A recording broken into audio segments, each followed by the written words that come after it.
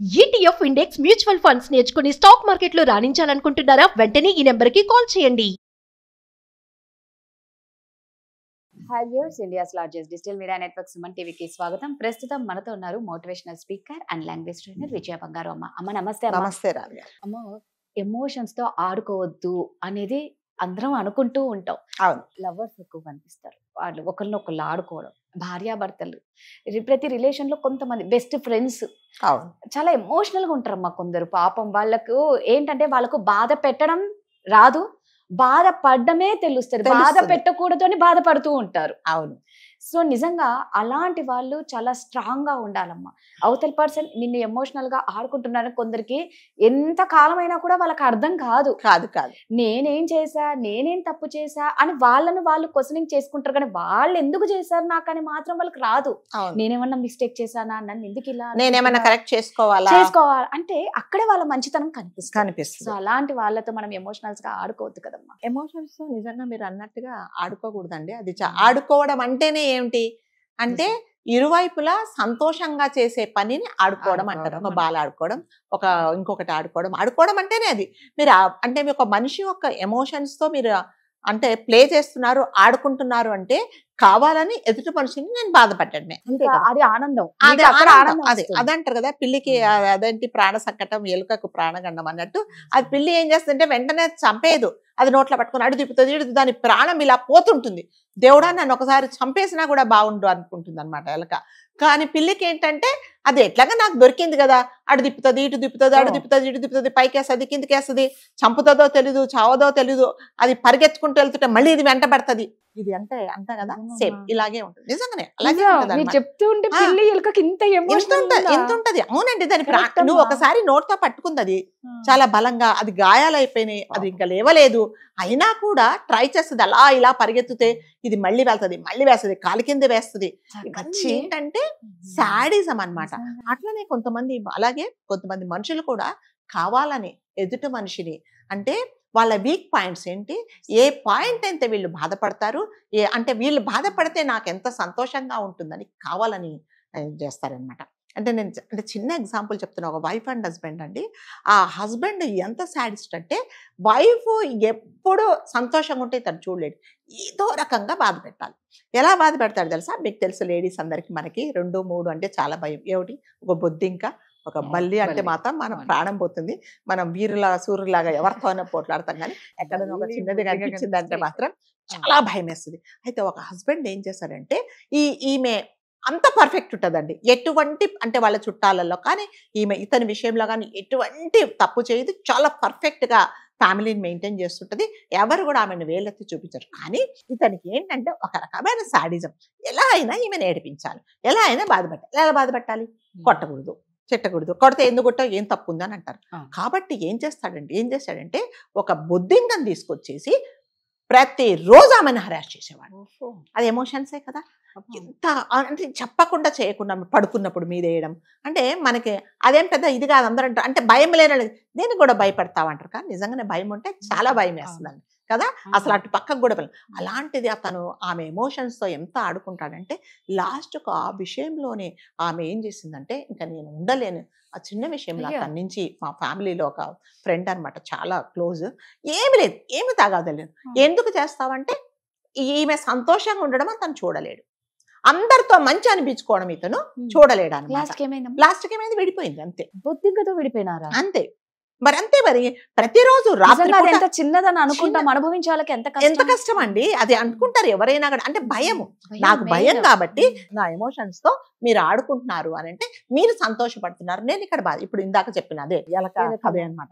అదేం కాదు, ఎవరన్నా విన్నా కూడా ఆమె ఏమని చెప్తుంది, ఎవరికేం చెప్తుంది, ఏం చెప్తుంది చెప్పండి? బొద్దింక నా మీద వేశాడు, రాత్రిపూట పడుకుంటూ వేయడము, బ్లౌజులో వేయడము, మంచం మీద వేయడము, ఇలా చేసి లాస్ట్కు ఆమెను ఏంటంటే అలా బాధపడుతుంటే తను చూసేవాడు. అలా చేసి లాస్ట్కి ఏం చేసిందంటే అంటే ఇప్పుడు విడిపోయినప్పుడు కూడా అతనికి ఏం బాధ లేదు.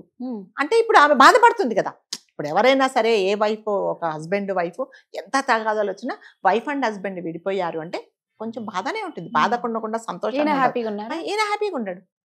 అంటే ఎమోషన్స్ ఆడుకోవడము అనేది చాలా తప్పండి. చాలా మటుకు చాలా మంది చేస్తారు. ఫ్రెండ్షిప్లో కూడా అలా చేస్తారు. మీరు అన్నట్టుగా భార్యాభర్తలు ఇందాక చెప్పినట్టుగా ఇద్దరు ఒకరినొకరు పడే వాళ్ళు కూడా కావాలని అంటే నేనేం చెప్పినా కూడా నువ్వు వినాలి, లేకపోతే మళ్ళీ ఆడుకోవడమే అంతే. నేను రమ్మన్నప్పుడు రావాలి, వద్దంటే రాకూడదు, కూర్చోమంటే కూర్చోవాలి, లేవమంటే లేవాలి. అలా అంటేనే నేను నీతో పాటు ఉంటాను, లేకపోతే మళ్ళీ ఎందుకు అలా చేస్తున్నారంటే ఆమె కానీ అబ్బాయి కానీ ఆ అమ్మాయికి కానీ నువ్వు లేకపోతే నేను ఉండలేను అనేది అతనికి ఆ వీక్ పాయింట్ తెలుసు.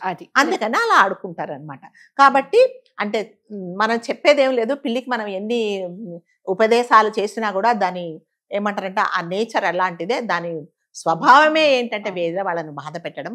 అలాగే కొంతమంది కేటగిరీస్ ఉంటారండి ఇందులో. చాలా అంటే ఆఫీసులలో బాసులు కూడా చాలా మటుకు అట్లా ఉంటారు. మన ఆడవాళ్లలో కూడా ఎవరైనా పర్ఫెక్ట్ గా వాళ్ళ పని వాళ్ళు చేసుకుంటూ ఉంటే ఇరుగు పొరుగు వాళ్ళు ఉంటారు కదా, ఏమి పని పాట ఉండకుండా ఏదో సూటిపోటి మాట అనేసి ఒకేలాగా అంటే ఏదో ఒక మాట అనడం. దీనితో ఒక గ్రూప్ ఉంటుంది అనమాట. ఇదిగో పొద్దున వెళ్తుంది, సాయంకాలం వస్తుంది, ఆమె ఎందుకు వెళ్తుందో, ఏ పని మీద వెళ్తుందో, తనకేందో అవి కాదు. అంటే ఇవన్నీ కూడా మీరు ఎమోషన్స్ ఆడుకోవడం. రేపు పొద్దున ఏదన్నా తను ఏదన్నా చేసుకుంటే ఆ ఫ్యామిలీకి నష్టం ఎవరు? మీరు చేసినట్టే కదా, మీరు చేసినట్టే ఆ నష్టాన్ని. కాబట్టి ఎప్పుడు కూడానండి ఎవ్వరి ఎమోషన్స్ తో మీరు అన్నట్టుగా ఆడుకోవడమే. ఇది ఆడుకునే హక్కు అయితే లేదండి. ఇప్పుడు మీకు అంటే ఇదంతా జలస్తో కూడా చేస్తారు రాదు గారు చాలా మటుకు. నేను చాలా మంది చూసాను. అంటే ఇంత హ్యాపీగా ఎలా ఉంటుంది ఈమె? ఎందుకు ఇప్పుడు హస్బెండ్ లేడు, ఉన్న ఒక కొడుకును చక్కగా చూసుకుంటుంది, తన పని తను చేసుకుంటుంది, ఎందుకు ఇంత హ్యాపీగా ఉంది? మాకు అన్ని ఉన్నా మేము ఎందుకు హ్యాపీగా లేము అనేసి ఏదో ఒకలాగా బ్లాక్మెయిల్ చేయాలన్నమాట. సో ఆమె మీద లేనిపోనివన్నీ రూమర్స్ క్రియేట్ చేయడము, లేకపోతే ఇంకొకలాగా క్రియేట్ చేయడము. అంటే ఇప్పుడు ఒక ఒంటరిగా ఉన్న ఆడది ఒక మగవాళ్ళతో మాట్లాడాల్సి వస్తుంది, దాంట్లో ఇంకొకటి ఇవన్నీ ఏదో క్రియేట్ చేయడము, ఇవన్నీ చేసేసి ఏంటంటే ఆమె డౌన్ చేస్తే అప్పుడు నాకు చాలా సంతోషం. అంటే మీరు అన్నట్టుగా డివోర్స్ చేసుకున్న కేసు అందరూ ఇలా ముక్కున వేలేసుకున్నారు ఆమె విషయంలో. ఏంటి ఇంత చిన్న, ఎందుకంటే మరి ప్రతిరోజు ఆమెకు ఒక నరకం అండి, నరకమే అసలు. అంటే ఆమె కేకలేసే బాధ అంటే భయపడుతూ ఉంటే ఇదని సంతోషపడ్డా. పెద్ద అందరితో పర్ఫెక్ట్ అన్నారు కదా, దీనికేం భయం? అలా చేశాడనమాట అతను. నిజంగా వినే వాళ్ళకి ఏమనిపిస్తుంది అంటే బొద్దింకతో విడాకులేంది విచిత్రంగా ఉంది అనుకుంటారు, కానీ ఆ పెయిన్ ఆ అమ్మాయికే తెలుసు. అమ్మాయికి భయం కాబట్టి ఎవరికైనా భయమే. నువ్వు అందరితో గట్టిగా మాట్లాడతావు, అదంటావు ఇదంటావు, దీనికే భయం అంటే మరి భయం అది ఏమైనా కానీ. ఇప్పుడు మీరు ఎంత భయం, ఆ భయాన్ని ఎవరికి చేయలేండి. అంటే చాలా మటుకు మీరు అన్నట్టుగా ఎమోషన్స్ తో, అంటే నాకు ఇది అయితే భయము, నేను ఇది చేయలేను అనుకున్నప్పుడు కూడా మీరు కావాలని బాధ పెడుతున్నారు అంటే మళ్ళీ చెప్పడం ఆడుకోవడమే. అది ఆడుకోవడం అంటే ఎలా ఉండాలి? నేను ఒక ఆట ఆడుకుంటే మీరు సంతోషపడాలి, నేను సంతోషంగా ఉండాలి కదా. నేను ఒక బాల్ చూసుకుని టపా మిమ్మల్ని కొట్టేశాను అనుకోండి, మీరు బాధపడితే అది ఆట ఎలా అవుతుందండి? అది ఆట కాదు కదా, అంతే కదా. ఇప్పుడు ఇది ఇతను విషయంలో జరిగింది కూడా అది. తర్వాత ఎంతమంది మేము కౌన్సిలింగ్ చేసినా కూర్చోబెట్టినా అతను లేదు అట్లా కాదే కాదు. ఆమె కూడా అనింది, నాకు రోజు ఈ నరకం వద్దు, నేను హ్యాపీగా ఉన్నా, నాకు ఎందుకు అని. చిన్న విషయం అది, పెద్ద విషయమా మీరు చెప్పండి? ప్రతిరోజు నరకం చూసి కొన్ని రోజులు భరించి కావాలని ఇంకా ఒకసారి ఒరిజినల్ గా వేసేవాడు, కొన్నిసార్లు ఆ బొమ్మలు తీసుకొచ్చి వేసేవాడు. అలా ఉండేవి. ఆమె ఇదేనా ఆ బొమ్మ, అయ్యో బొమ్మ కదా అని అనుకోని ప్రశాంతంగా కూర్చుంటే నిజంగానే ఒరిజినల్. ఇరిటేషన్ వస్తుందమ్మా. ఒక్కసారి తమాషకి 2 సార్లు సరే, ప్రతిసారి అంటే తమాషా కూడా రాదు కదా, అసలు అలాంటివి వెయ్యరు. తమాషా అంటే మళ్ళీ మీరు ఎంజాయ్ చేయాలి. నేను తమాషా, అరే నా ప్రాణం పోతుంది, నేను చచ్చిపోతానేమో, అది నా పక్కన ఉంటే నా మీద పడితే అన్నప్పుడు మీరు అలా చేస్తారంటే అది నిజంగా మళ్ళీ మీరు అన్నట్టు ఎమోషన్స్ ఆడుకోవడమే. కాబట్టి తన జీవితంలో పాపం చాలా కోల్పోయిందండి. ఎందుకు విడాకులు తీసుకున్నావు అని అంటే ఒకటే, అతను నన్ను మెంటల్ గా హెరాస్ చేస్తున్నాడు, నన్ను కొట్టట్లేదు, తిట్టట్లేదు. ఏంటి, నేను అందరితో మంచిగా పర్ఫెక్ట్ గా ఉన్నాను, అత్తగారు కూడా నన్ను మెచ్చుకుంటున్నారు.